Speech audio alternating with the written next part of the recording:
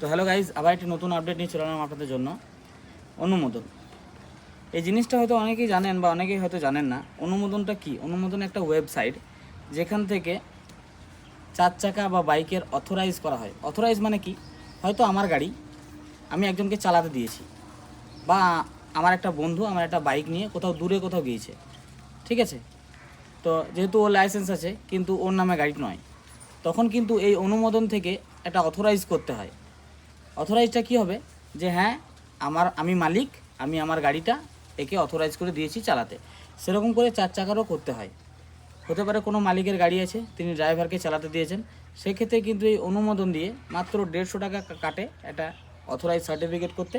সেই সার্টিফিকেটটা করতে হয়।